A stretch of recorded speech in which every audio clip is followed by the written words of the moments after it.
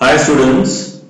So in today's lecture we are going to discuss and we are going to continue the phylum Echinodermata what we have already started, and also in this chapter we are going to discuss also in this video we are going to discuss about the next chapter, that is the Hemichordata, and we'll see and we'll try to finish that phylum as well. Next phylum we're going to discuss Hemichordata and we'll try to finish it as well. तो हमने अभी तक इकोनोडर्मेटा start कर दिया था phylum, और उसके बारे में हमने पढ़ा था।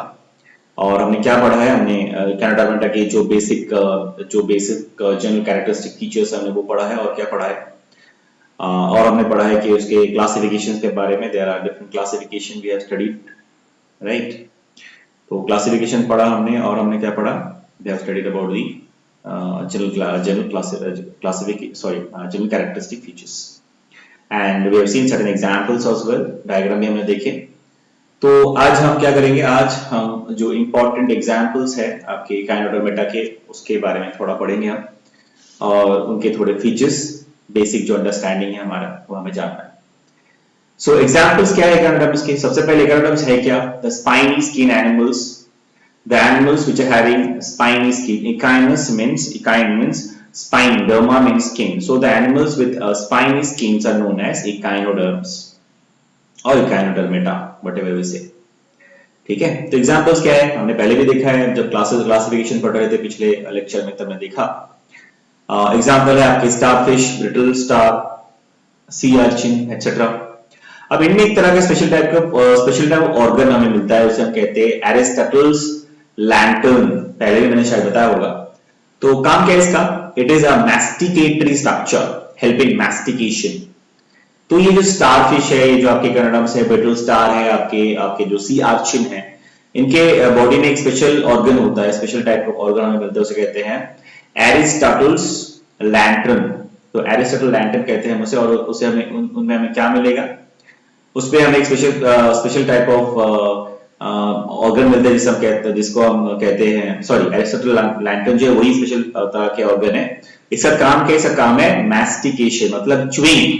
ठीक है, मैस्टिकेशन मतलब होता है च्यूइंग करना, चू करना। ठीक है, for chewing it is helping that particular animal, this animal, right. Next example sea cucumber का बात करते हैं। Now specially the sea cucumber, they are having a very special type of they show a very special type of phenomena which is very unusual. It is very interesting. Okay, so when I will say it, you will be surprised. Okay, now they show evisceration. वो क्या दिखाते हैं, उनका phenomena वो जो दिखाते हैं सब क्या कहते हैं, evisceration। evisceration का मतलब क्या है? See, evisceration का मतलब होता है throwing your internal body parts, abdominal body parts, internal cavity और body cavity parts, visceral organ we can say। मतलब बॉडी के अंदर के जो इंटरनल ऑर्गन्स है उसको भी थ्रो कर सकते हैं, they can throw it from their body. या it is it sound little bit like unusual for you because you have not any idea about this type of animals. Yeah, there are some animals are there who are very peculiar and which is very surprising for us। कैसे कोई animal अपने body के अंदर का part कैसे बाहर फेंक सकता है? Yes, it is true। This especially the sea cucumber, which is coming under the phylum Echinodermata, they have the capacity to throw their body parts, especially the abdominal cavity, the abdominal body, visceral organ actually, and that's why and that phenomena is actually called evisceration। evisceration का मतलब ये होता है कि अपने body से निकाल देना या बाहर फेंक देना अपने बॉडी के पार्ट्स को, ठीक है ना, ऑर्गन्स को, इंटरनल ऑर्गन्स को। ठीक है, और ये फिर से इनका जो रीजनरेशन कैपेसिटी होता है वो बहुत ही ज्यादा होता है। ठीक है ना, they have very high regeneration capacity, so it's not a problem, they are going to die, so they can regenerate the same part of the same organ again. ठीक है, अब ये ऐसा करते क्यों है, पहले तो ये आपको जानना चाहिए। Why they do that? To protect themselves. अब मान लीजिए कि बॉडी के जो पार्ट्स है वो बाहर थ्रो कर देंगे तो predator will be attracted and it will wiggle.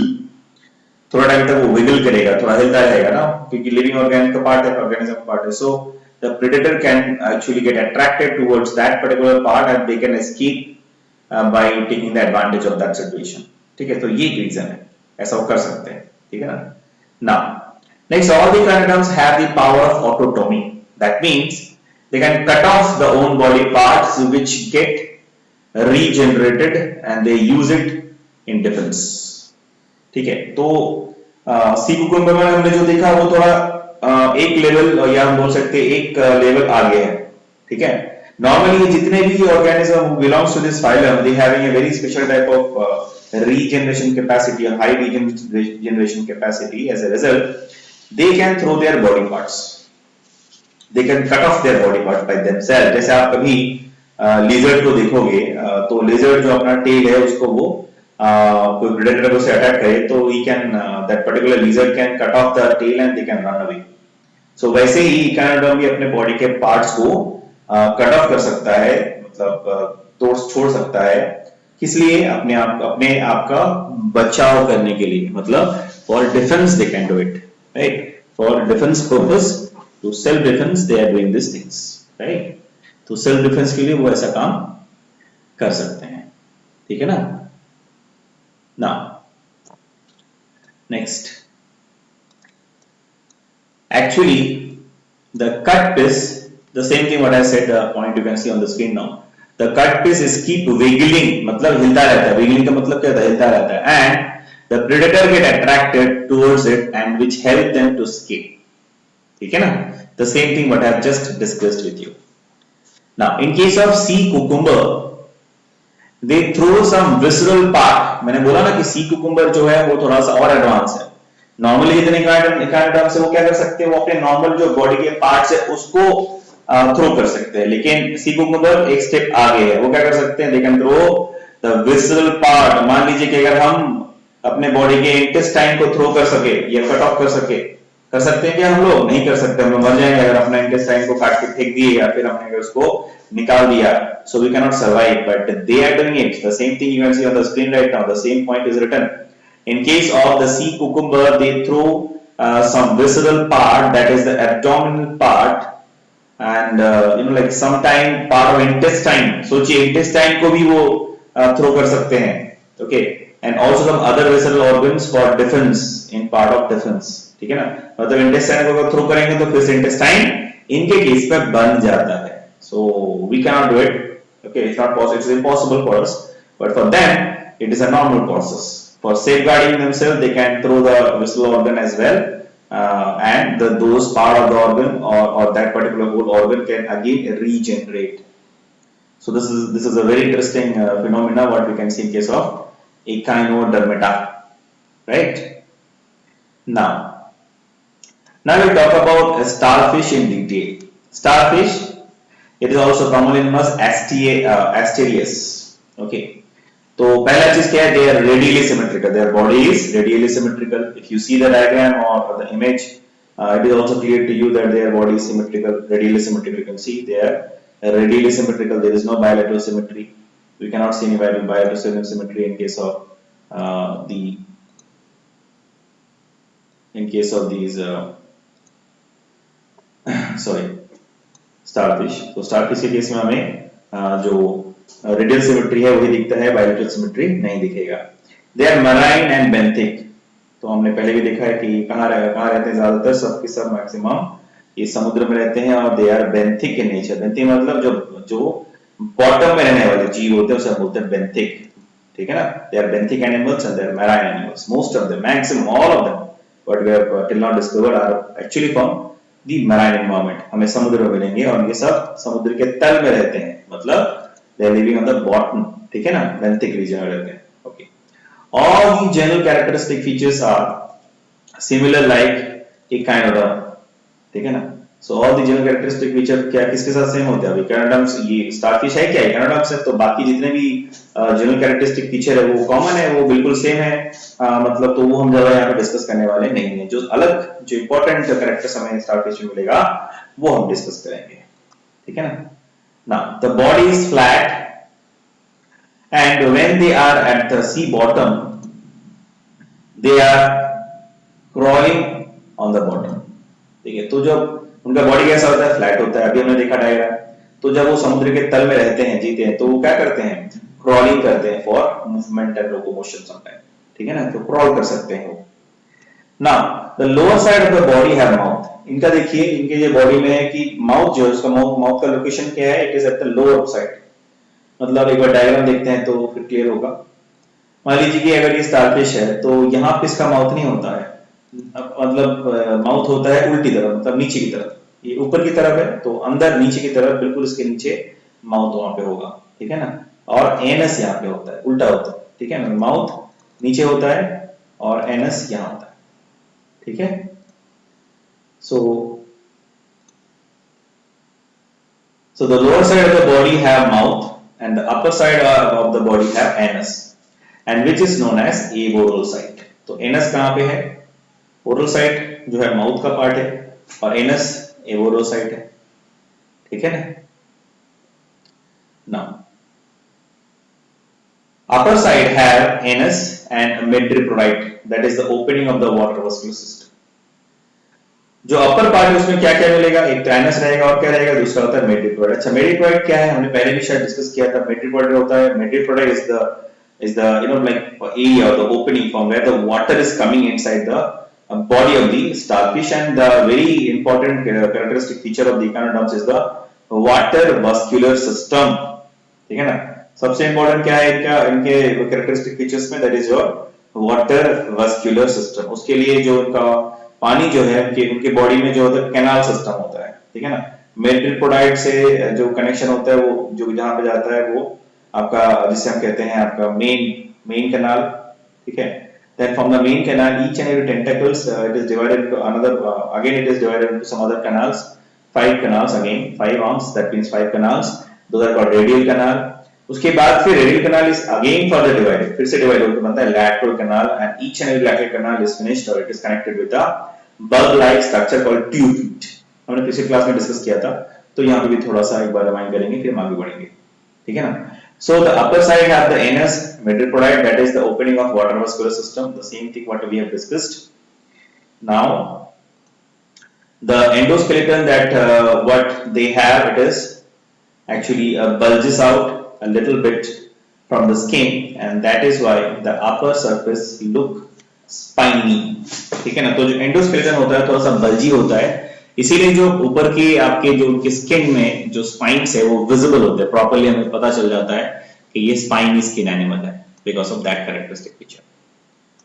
Now they also have the upper surface, ठीक है ना, they also have the upper surface.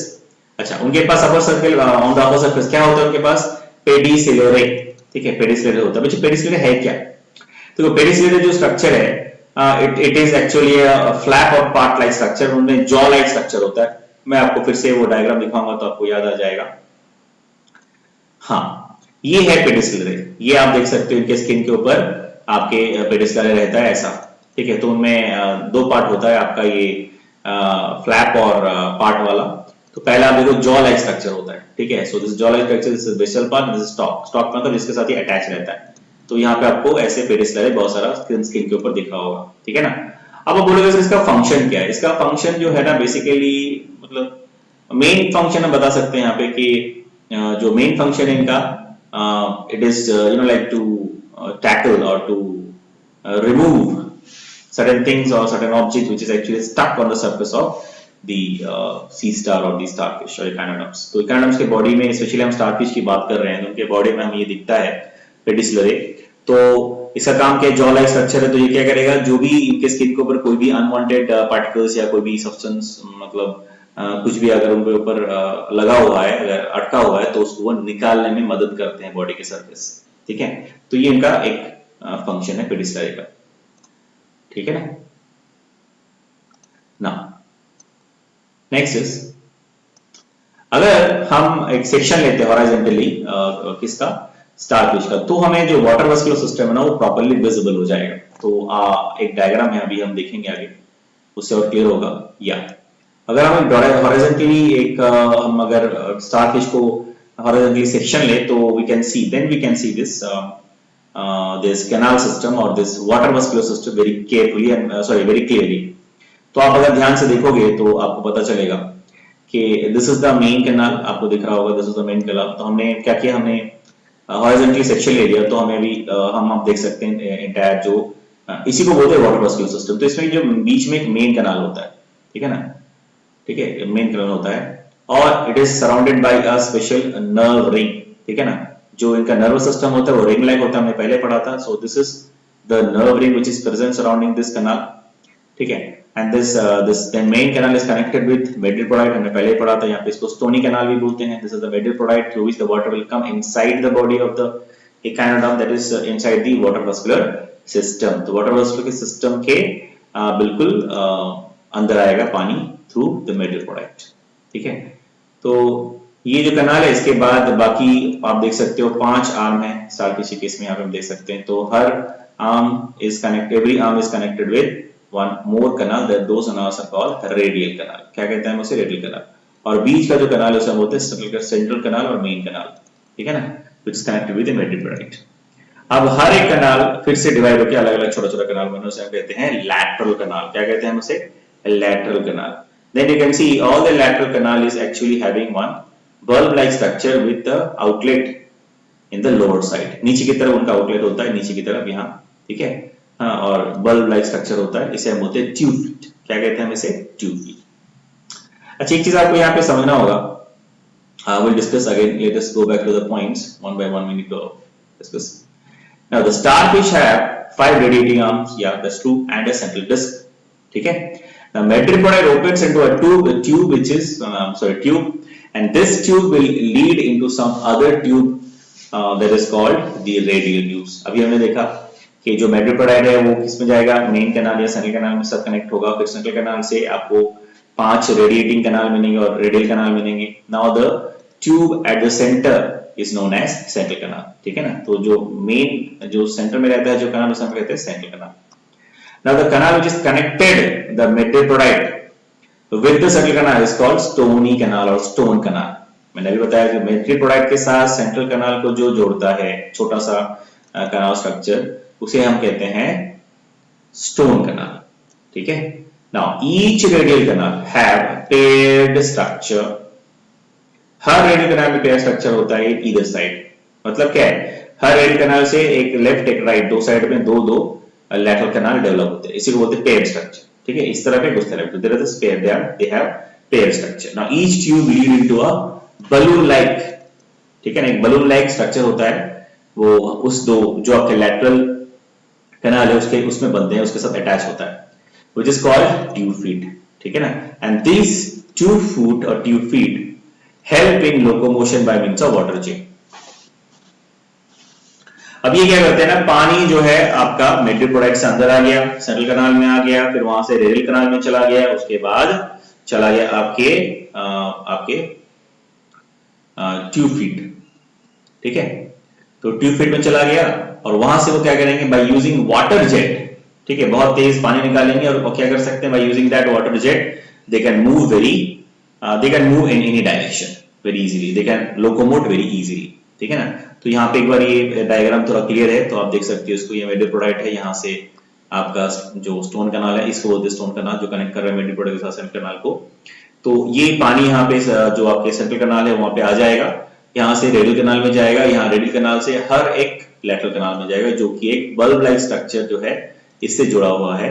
और इसके हर एक के नीचे आप देख सकते हो कि it is having tube feet, जो कि लोअर साइड में निकलता है आपके इन case of the arm for each and every arms, ठीक है। 5 आर्म में ऐसे नीचे की तरफ ऐसे बहुत सारे आपके ट्यूब फीट रहेंगे, जिसके नीचे मतलब जिसके थ्रू वाटर जेट को ये बाहर निकाल सकते हैं। By using the water jet they can locomote and move very easily, ठीक है। I hope it is clear. Now the madreporite opens into a tube and that tube is split into some other tubes, the same thing what I have discussed. Now we'll move on. The canal which is connect with the metropodaite with the central canal is known as stone canal, that also we have discussed. Now each radial canal have paired structure, that also we have discussed, that is by using the water jet they move, right. Now the two arms between which the metropodaite is present is known as बाइलियम। तो मेट्रोपोडाइट जो 5 arm होते हैं starfish के, उसमें से 2 arm के बीच में मेट्रोपोडाइट होता है। उस जो 2 आर्म के बीच में मेट्रोपोडाइट होता है उस दोनों का नाम हमने क्या रख दिया? बाइवियम। और बाकी के जो 3 बच गए उसका नाम क्या करते हैं हम, नाम क्या उसका हो जाता है, उसका हम बोलते हैं ट्रिवियम। ठीक है, तो बाइवियम एंड ट्रिवियम। ट्रिवियम मतलब जो दो आपके मेटल प्रोडक्ट को कवर करते हैं या दूसरे मेटल प्रोडक्ट के जो दो आर्म के बीच में होता है उसे हम बोलते हैं बाइवियम। और बाकी जो 3 बचते उसे बोलते हैं ट्रिवियम और ट्राइवियम। ठीक है। Now, water vascular system in case of the starfish is also known as ambulatory system. तो water vascular system का दूसरा क्या नाम है, किस नाम से हम जान सकते हैं water vascular system को? ambulatory system भी बोल सकते हैं। ठीक है ना, क्या कहते हैं हम इसे? ambulatory system। देखिए वही जो चीज अभी हमने डिस्कस किया कि ये एक आर्म है, ये एक आर्म है, दोनों आर्म के बीच से ये जो आपका मेटल प्रोडक्ट है यहाँ पे ये बना हुआ है, it is connected with stony canal. तो ये दो आर्म का हमने क्या नाम कर दिया? बाइवियम। और बाकी जो आर्म बच गए, ये वाला ये वाला ये वाला, इसे हम बोलते हैं ट्राइवियम। ठीक है, I hope it is clear, समझ में आया ना? चलिए, नाउ दे शो ऑटोटोमी। स्टारफिश में हमें क्या दिखता है? ऑटोटोमी दिखता है। That means they can cut off the arm in self defence. ये अपने जो आर्म है, 5 आर्म है, इसको ये अपने सेल्फ डिफेंस में काट मतलब you know like they can just cut off. ठीक है, मतलब अपने आर्म को ये छोड़ सकते हैं, बॉडी से निकाल सकते हैं, बॉडी से अलग कर सकते हैं अगर जरूरत पड़ा तो अपने डिफेंस के लिए। अब निकालेंगे तो क्या होगा? सेम चीज, इट विल आल्सो विगल, हिलेगा, ये थोड़ा सा मूव करेगा क्योंकि बॉडी का पार्ट है, तो it will take some time to die. So then as a result, the predator will get attracted towards the particular the structure of that particular arm. So by that they will escape. They will take the advantage of the situation and they will escape, or they will safeguard themselves. ये एक process होता है। ठीक है, अच्छा। Now in central disc there is a nerve ring. हमने अभी देखा कि central जो disc है वहाँ पे क्या रहता है? nerve ring रहता है। और जब ये अभी देखिए इस पे थोड़ा बहुत इंटरेस्टिंग फिनोमेना में समझना पड़ेगा। If the arm which is cut off and have a part of the nerve ring, then from that arm a complete starfish can grow. इसको आपको समझना है। आर्म को तो ये कट ऑफ कर सकते हैं, अपने बॉडी से निकाल सकते हैं, आप बॉडी से थ्रो, बॉडी से बाहर कर सकते हैं, लेकिन जो आपके आर्म, अगर जो जिस आर्म को ये बॉडी से निकाल देते हैं अपने डिफेंस के पर्पस के लिए, तो कभी कभी क्या होता है कि नर्व रिंग का पार्ट भी आर्म के साथ चला जाता है थोड़ा बहुत। ठीक है, तो अगर नर्व रिंग का पार्ट चला गया आर्म के साथ, तो फिर क्या होगा? वो जो आर्म है it can grow to a complete starfish, मतलब वो आर्म रीजनरेट करके कंप्लीट स्टारफिश बन जाएगा। ठीक है ना, अगर ऐसा हुआ तो। अगर नर्व रिंग अगर थोड़ा चला गया तो उस आर्म के साथ तो ही ऐसा होगा। अगर नर्व रिंग नहीं गया, सिर्फ आर्म गया, तो जो आर्म चला गया वो फिर से रीजनरेट हो जाएगा। लेकिन जो आर्म निकल गया अब उनके बॉडी से, वो फिर से रीजनरेट होके स्टारफिश नहीं बनेगा। सो this is very very important and this is very very questions are coming from this, so you need to be very clear in your mind. Okay, now in case only the arm cut off without the nerve ring, it cannot grow. Okay, अगर nerve ring के साथ नहीं गया तो then it cannot grow. अभी हमने discuss किया into a complete animal, मतलब पूरा एक एनिमल वो नहीं बनेगा अगर nerve ring जो है वो अगर थोड़ा बहुत उनके साथ, उस आर्म के साथ नहीं निकला तो। Now, in both the cases, the starfish will regenerate the lost fifth arm. ठीक है, तो दो कंडीशन हो सकता है, या तो जो रिंग है वो आर्म के साथ थोड़ा जाएगा या तो नहीं जाएगा, दोनों केसेस में ही।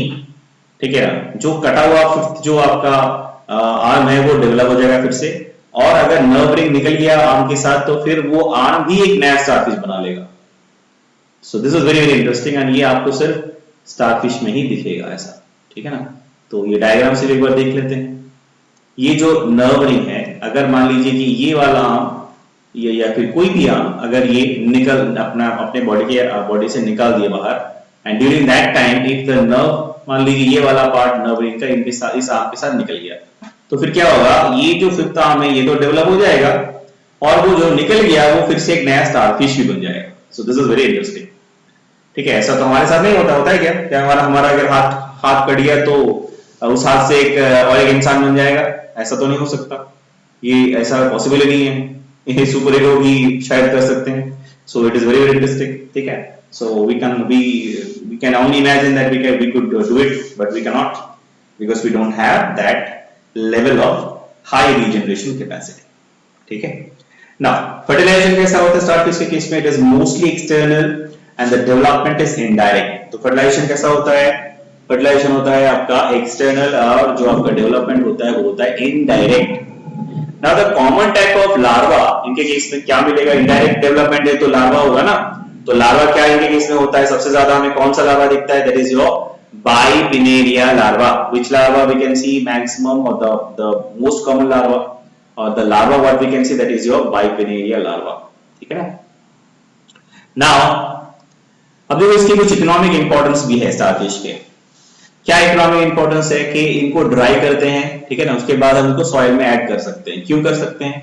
क्योंकि ये they are actually rich of calcium source which can enrich the calcium content in the soil which will be better, which can which is going to increase the total fertility factor of that particular soil, right? क्यों ऐसा करते हैं? ऐसा क्यों कर सकते हैं हम? क्यों? Because the echinoderms have spiny skin। हमने पहले ही पढ़ा कि echinoderms का जो बॉडी में उनके जो स्किन में क्या रहता है? स्पाइन्स रहते हैं ना। It's made up of spines, spine रहते हैं, इसीलिए हम तो कहते हैं उनको स्पाइनी स्किन एनिमल, ठीक है। एंड दो spines are actually calcareous in nature और which are cover which are having calcareous covering. तो फिर जब वो स्टारफिश मर जाते हैं तो हम उसे ड्राई करके उनकी स्किन को उसको हम क्या कर सकते हैं? उसे हम मिट्टी में मिला सकते हैं to improve the quality of the soil, ठीक है ना, कैल्शियम कंटेंट को बढ़ाने के लिए। तो ये इसका एक इकोनॉमिक इंपॉर्टेंस भी है, ठीक है। और कुछ कुछ इकोनॉडर्म्स होते हैं which are edible as well. जैसे मैं आपको बताता हूं एग्जांपल है, जैसे जापान में लोग जो हैं वो आपके जो सी आर्चिन है, जैसे सी आर्चिन मतलब फिर से एक बार दिखा देता हूं मैं आपको। This is your sea urchin. ये जो सी आर्चिन है आपके जापान में, इनके जो अंडे होते हैं ना, those are very very costly and the people they like it. So कुछ कुछ जो आपके इकोनॉडर्म्स है वो एडिबल भी होते हैं और people consume them in some countries। It is not very prevalent in our country, it is not very common in our practice in our country, but in some other country like Japan, China, the people consume it, some Korea, okay, so वहां पे वो consume करते हैं। fine, so I hope it is clear now। so by this we have finished our chapter, our phylum, that is Echinodermata। now I will start the next phylum, that is your हेमिक्वाड्रेटा। अब देखिए हेमिक्वाड्रेटा के बारे में हम अभी पढ़ेंगे और हेमिक्वाड्रेटा है क्या उसके बारे में भी जानेंगे, ठीक है ना। तो हेमिक्वाड्रेटा क्या है? सबसे पहले आपको नाम से पता चल रहा होगा हेमिक्वाड्रेटा। हेमिक्वाड्रेटा मतलब हाफ क्वाड्रेटा, मतलब संपूर्ण या पूरा क्वाड्रेटा हम इसे नहीं बोल सकते, लेकिन कुछ जो आपके कैरेक्टरिस्टिक फीचर है वो मैच करते हैं, इसलिए हम इसे हेमिक्वाड्रेटा भी कह सकते हैं, ठीक है ना। अब this hemichordata are exclusively marine. जो भी आपके हेमिक्वाड्रेटा हैं सब क्या होंगे? They are exclusively marine. Exclusively मतलब सबके सब क्या है? सबके सब आपका समुद्र में रहने वाले हैं, ओके ना। अर्लियर ये जो आप सामने अभी जो आप what you can see just on the screen, that is example of the hemiquadrata, that is your Balanoglossus। I will discuss and I will show you this again। so let us continue with the phylum। let us first understand the general characteristic feature of hemiquadrata, then I will show you the diagram again, right, and also I will show you a general diagram। सबसे पहले जो ये like earlier it was considered as a part of quadrata। पहले हम इसे ना quadrata जो phylum है उसमें ही रखते थे, फिर बाद में पता चला कि ये quadrata के जो सारे कैरेक्टरिस्टिक फीचर है वो इसमें नहीं है, तो फिर हमने क्या किया ना, इसको फिर अलग एक फाइलम बनाया इसके लिए, इनके लिए, और उसको हमने कर दिया नाम हेमिक्वाड्रेटा। हेमी मतलब क्या होता है? Half क्वाड्रेटा।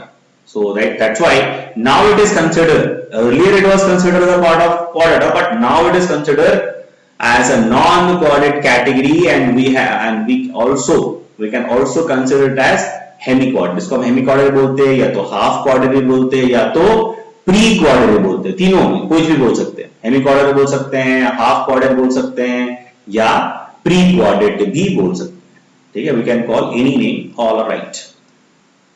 Now the hemiquadrata includes two important examples. सबसे इंपॉर्टेंट टू एग्जांपल्स हम उसके बारे में जानना है, तो हम उनमें से एक के बारे में पढ़ेंगे, ठीक है ना, वो है बालानोग्लोसस, दूसरा है saccoglossus. Balanoglossus and saccoglossus are the most important example of this phylum। इस phylum के सबसे इंपॉर्टेंट एग्जांपल है Balanoglossus and Saccoglossus। Now Balanoglossus is also known as tongue worm। तो तो बरानोसोग्लोसस को क्या कहते हैं? टंग वर्म कहते हैं। तो इससे आपको पता चल गया होगा कि जो वर्म कहा मतलब इसका मतलब है जरूर इनका जो बॉडी का स्ट्रक्चर वो क्या होगा? वर्म लाइक होगा। बिल्कुल वैसा ही है जैसे हमने शुरू में आपको डायग्राम ही दिखाया था मैंने आपको। तो it is actually having a structure just like a worm, ठीक है ना, इसीलिए इसका नाम क्या है? Tongue worm. Now they live in U shape burrow. ये बहुत इंटरेस्टिंग है। ये यू शेप बरो में रहते हैं। ये जो एनिमल है तो ये क्या करते हैं ना, ऐसे यू शेप का बरो बनाते हैं ऐसा, ठीक है, ऐसा यू शेप का ये बरो बनाएंगे। तो एक तरफ इनका हेड पार्ट होगा और दूसरी तरफ इनका क्या होगा? टेल पार्ट होगा। टेल नहीं, सॉरी, एनस पार्ट होगा। तो some one part they will have anterior, another is your posterior part. इनमें टेल नहीं होता है, ठीक है, सॉरी, टेल नहीं होता इनमें। सो यू शेप जैसे बरो में ये रहते हैं, पहला चीज तो ये है। दूसरा, इनके बॉडी को हम तीन पार्ट में डिवाइड कर सकते हैं बॉडी को। पहला है प्रोबोसस, दूसरा है कॉलार या कोलार एंड तीसरा है टंग, ठीक है। तो चलिए डायग्राम देखते हैं तो हमें क्लियर हो जाएगा। This is the diagram, this is the diagram. Okay, so you can pause and you can draw it if you want. So again I will show you. So you can pause and you can draw. So you can see this is the proboscis. The first part is it is called proboscis. Okay, which is slightly triangular in nature. थोड़ा सा triangle जैसा है, पूरा नहीं है लेकिन थोड़ा सा ट्रायंगल जैसा है। उसके बाद जो नेक्स्ट पार्ट है उसे हम बोलते हैं Kolar and the rest part is called trunk, ठीक है। तो एंटीरियर पार्ट में उनका माउथ रहता है और ट्रंक पार्ट के बॉडी के एंड पार्ट में उनका एनस रहता है। तो एनस रहता है इसका मतलब क्या है? टेल नहीं है, क्योंकि anus is sorry tail is actually the part which is extend beyond the anus. Anus के पीछे, एनस से आगे भी जो पार्ट रहता है उसे हम बोलते हैं टेल। तो इसमें तो नहीं दिख रहा है, इसमें जो लास्ट पार्ट है आपके जो बॉडी के ट्रंक के जो एंड पार्ट है उसमें सिर्फ एनस है, कोई भी टेल इनमें नहीं होता है, ठीक है ना। So I will show you the diagram again. So let us first discuss the points. Now the proboscis is proboscis is slightly triangular. Proboscis क्या होता है? It is slightly triangular and then there is a little wider collar region. अभी हमने देखा। उसके बाद क्या होता है? collar region होता है, ठीक है। You can make it correct. This is not ER. This is collar. This is collar region, collar, or we can call it a collar region, ठीक है ना। A होगा। So correctly say, please correct it. It's A. It should be A. Fine. And the last part is trunk. हमने देखा last part जो है वो क्या है? Trunk part है। And at the end, the anus is present, and that means the tail is absent. क्योंकि जो tail होता है वो anus से आगे रहता है। tail part जो है वो anus से भी आगे जो पोर्शन रहता है उसे हम बोलते हैं tail। लेकिन इनके केस में ऐसा नहीं होता है। So tail part which extend beyond, tail part क्या होता है? एनएस से भी आगे जो स्ट्रक्चर रहता है उसे हम बोलते हैं टेल, जो कि इनके केस में नहीं होता, ठीक है। और अभी क्या मिलेगा कि इनमें ऐसे लेफ्ट एंड राइट साइड में लैटरली ऐसे फ्लैप लाइक स्ट्रक्चर्स होते हैं ऐसा, ठीक है। और ट्रंक को हम डिवाइड कर सकते हैं फर्दर तीन डिवीजन में तीन डिफरेंट पार्ट्स में डिवाइड कर सकते हैं। पहला है ब्रैंकियल एंड जेनाइटल पार्ट, पहला वाला पार्ट। दूसरा होता है हेपेटिक पार्ट जहां पे ग्लैंड्स रहता है। ब्रैंकियल मतलब क्या है? गिल्स रहेगा, तो इनके केस में क्या है? गिल्स है। जेनाइटल मतलब जो रिप्रोडक्टिव पार्ट वो रहता है। हेपेटिक मतलब यहाँ पे जो इंपॉर्टेंट ग्लैंड्स है वो रहते हैं। और उसके बाद है एब्डोमिनल पार्ट, ठीक है। So let us go and discuss point wise. Now in case of trunk part there is some flap like structure. अभी मैंने आपको दिखाया लेटरल साइड में फ्लैप लाइक स्ट्रक्चर होता है, ठीक है ना। The trunk part can be divided into three regions. तीन पार्ट में डिवाइड कर सकते हैं। अपर पार्ट जो है the upper region that is known as the branchial and genital region. उसके बाद जो नेक्स्ट पार्ट उसे हम बोलते हैं hepatic region. That means the part which are having glands. अभी मैंने आपको बताया the same thing, right? And the last part is known as abdominal region. ठीक है ना। Last part जो है वो क्या है? It is your abdominal region. Now in proboscis there is a mouth which is ventral, ठीक है। and there is a gland which is called the proboscis gland, ठीक है। तो जो माउथ होता है वो वेंट्रल होता है इनके केस में, ठीक है। so this is VENTRAL, ventral, sorry for the mistake, this is ventral, you please correct. So In proboscis there is mouth which is ventral. Proboscis में माउथ पार्ट होता है जो कि वेंट्रल होता है, डॉर्सल साइड में नहीं होता है। कौन साइड में होता है? वेंट्रल साइड में होता है, ठीक है। And there is a gland which is present. तो प्रोबोसिस में माउथ भी होता है और एक ग्लैंड भी होता है। जो ग्लैंड रहता है उसका नाम क्या है? Proboscis gland. किस काम में हेल्प करता है? एक्सक्रीशन के हेल्प करता है, ठीक है। किसमें हेल्प करता है? एक्सक्रीशन में। तो जो प्रोबोसिस पार्ट है उसमें क्या रहता है? उसमें माउथ पार्ट भी होता है और वो किसमें हेल्प करता है? एक्सक्रीशन में हेल्प करता है। देन कॉलर रीजन जो है वो क्या है? नेक्स्ट जो पार्ट है तो वो होता है collar region which is having stomochord. Collar region में क्या रहता है? स्टोमोकॉर्ड बोल के एक स्ट्रक्चर है। तो वो है क्या? It is actually an outgrowth of buccal cavity. Collar region में एक स्ट्रक्चर हमें दिखेगा, उसका नाम है स्टोमोकॉर्ड। एंड जो कि है क्या एक्चुअली में? What is that? Is the outgrowth of buccal cavity. Buccal cavity का आउटग्रोथ होता है जो हमें कॉलर रीजन में दिखेगा, उसे हम बोलते हैं स्टोमोकॉर्ड। अब ये स्टोमोकॉर्ड से आपको समझ में आ रहा होगा कि it is somewhat structure which is somewhat similar to the notochord, ठीक है ना। So somewhat it is similar to notochord.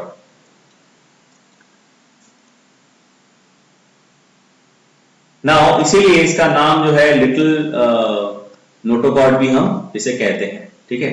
So that is why it is also known as buccal diverticulum. Buccal से ये बनता है, इसीलिए इसे बोलते हैं बकल।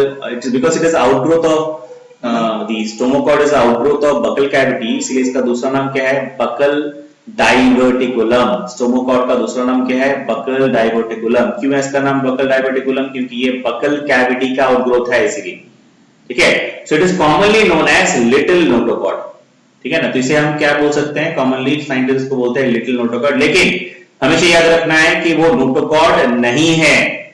दो we said it as we referred it as little notochord, but it is not actual notochord, ठीक है। नोटोकॉर्ड नहीं होता है वो, ठीक है। चलो, now the branchial region have gills. तो ब्रैंकियल रीजन में क्या होता है? गिल्स होता है। इसका मतलब रेस्पिरेशन क्या है? रेस्पिरेशन इज ब्रैंकियल टाइप, ठीक है ना। हमने पढ़ा था एनिमल किंगडम के इंट्रोडक्शन में रेस्पिरेशन किस तरह का होता है ना। आपके पल्मोनरी, किटेनियस, ट्रैकियरी, ब्रैंकियल। तो ये क्या है? ब्रैंकियल मतलब गिल्स से अगर रेस्पिरेशन होगा तो उस तरह के रेस्पिरेशन हम कहते हैं ब्रैंकियल रेस्पिरेशन। जैसे फिशेस में एक्वेटिक ऑर्गेनिज्म में होता है, क्योंकि ये भी एक्वेटिक है ना। ये सारे समुद्र में रहते हैं, समुद्र मतलब सॉरी ओशन में रहते हैं, समुद्र में they are all marine, exclusively marine. So इनके पास होता क्या है रेस्पिरेशन के लिए? Gill is the respiratory organ in case of this hemichordata or Balanoglossus also we can say. Now they are unisexual. ये क्या होते हैं? यूनिसेक्सुअल होते हैं, ठीक है ना। बाइसेक्सुअल नहीं होते। डेवलपमेंट कैसा होता है? इनडायरेक्ट होता है, ठीक है ना। इनडायरेक्ट डेवलपमेंट होता है, इसका मतलब क्या होगा? Intermediately larval form will be there, मतलब लार्वा बनेगा, उसके बाद तो जो आपके एडल्ट इंडिविजुअल जो है वो बनेगा, थे उसको वहां लार्वा मॉडिफाई बन के या मेटामॉर्फोस होके बनेगा, वो तो लार्वल फॉर्म हमें दिखता है। तो जो लार्वल फॉर्म हमें दिखता है उसका नाम क्या है? उसका नाम है टॉर्नेरिया। क्या नाम है उसका? Tornaria, TORNARIA। This is the larva. जैसे पिछले वाले हमने देखा था, पिछले जो फाइलम था हमने उसमें देखा बाइपिनेरिया लार्वा, तो इसमें क्या है? टॉर्नेरिया लार्वा, ठीक है। तो ये लार्वा आपको याद रखना पड़ेगा।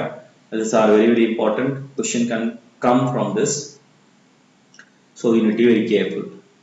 नाउ अभी ये जो हेमिकॉर्डाटा है ये एक्चुअली इट इज वर्किंग और इट इज एक्ट्स और functioning as a connecting link. अब कनेक्टिंग लिंक क्या है वो आप सबको पता है, ठीक है। तो जो हेमिकॉर्डाटा है it is actually working as a connecting link. किसके किसके बीच में? Between echinodermata and chordata. तो सो इकानोडर्माटा और कॉर्डाटा के बीच का जो कनेक्टिंग लिंक है तो वो कौन है? अगर पूछेगा सवाल, अगर आपको पूछा जाए तो कौन से ग्रुप के एनिमल है, तो वो है हेमिकॉर्ड्स, ठीक है। अब उनमें जो कॉमन कैरेक्टरिस्टिक फीचर है इकानोडर्माटा और आपकी कॉर्डाटा का, वो क्या है? One character which is common in both echinodermata and chordata, that is deuterostome. Protostome and deuterostome, मतलब ब्लास्टोपोर जो है वो एनस बनेगा पहले, है ना। तो इससे हम पता कर सकते हैं, मतलब एनस पहले बनता है या आपके माउथ पार्ट्स पहले बनता है ब्लास्टोपोर से, उसी के हिसाब से हम बोलते हैं ड्यूटेरोस्टोम है या प्रोटोस्टोम है। तो जो दोनों ही क्वाड्रेट्स और इकानोडर्मा दोनों क्या है? प्रोटोस्टोम नहीं है, ड्यूटेरोस्टोम है, ठीक है। दोनों क्या है? They are deuterostome. That is a characteristic feature which are common between these two Echinodermata and Chordata. Next, circulatory system is open type. इनके केस में सर्कुलेटरी सिस्टम कैसा होता है? ओपन होता है।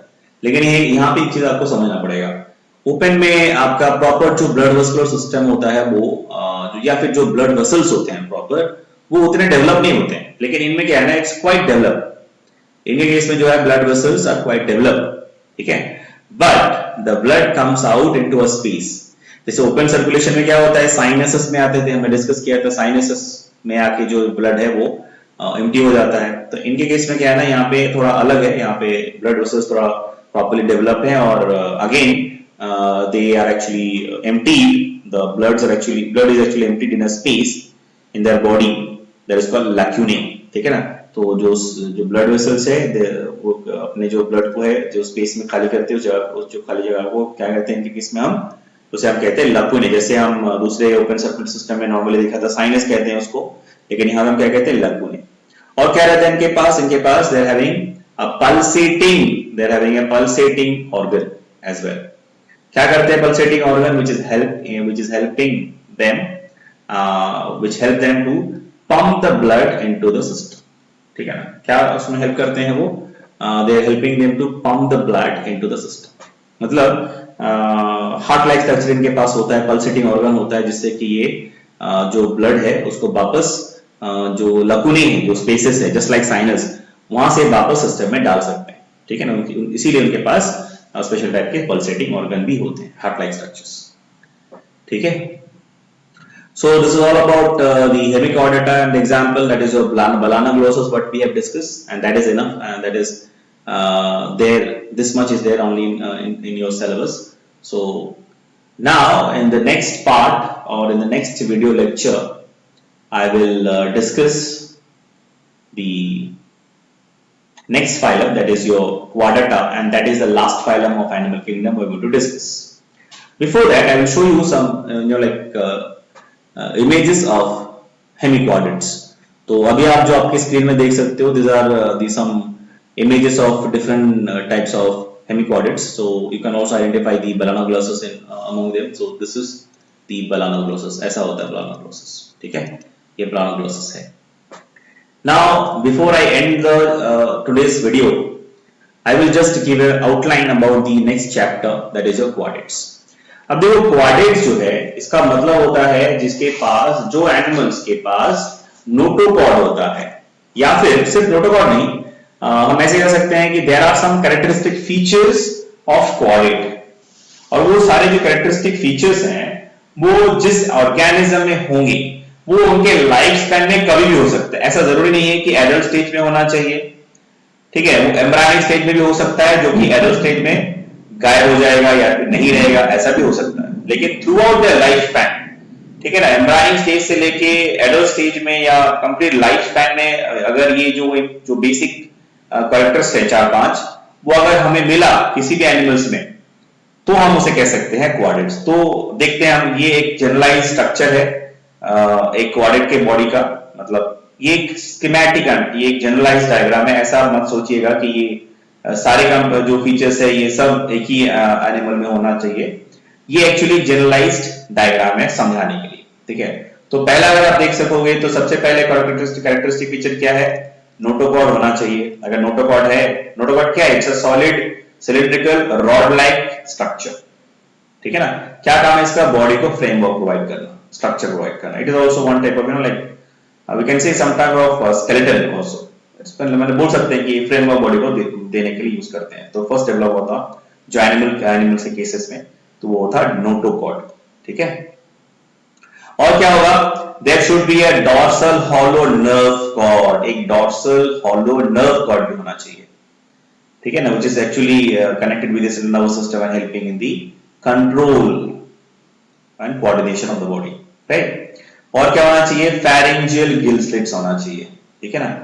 और क्या होना चाहिए, पोस्ट एनल टेल। ये बेसिक जो कैरेक्टरिस्टिक है, ये अगर किसी एनिमल में अपने उनके अगर लाइफ स्पैन में, पूरे टोटल लाइफ स्पैन में कभी भी एम्ब्रायनिक स्टेज में हुआ, मान लीजिए कि कोई एनिमल डेवलप हो रहा है, तो उसका जो टेल है वो एम्ब्रायनिक स्टेज में उसका टेल तो था, लेकिन जब वो डेवलप हो गया, जब वो एडल्ट स्टेज में आ गया, तो वो जो टेल है वो डीजेनरेट हो गया, उसको बोलते हैं रेट्रोग्रेसिव डीजेनरेशन, मतलब नहीं सॉरी, रेट्रोग्रेसिव मेटामॉर्फोसिस, मतलब टेल गायब हो गया, एम्ब्रायोनिक स्टेज में था लेकिन एडल्ट स्टेज में गायब हो गया।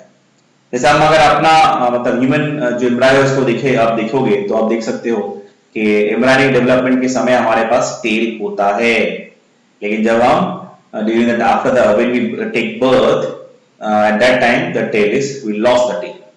ठीक है, तो नेक्स्ट क्लास में हम डिस्कस करेंगे क्वाड्रेट्स के बारे में हम और आगे बढ़ेंगे।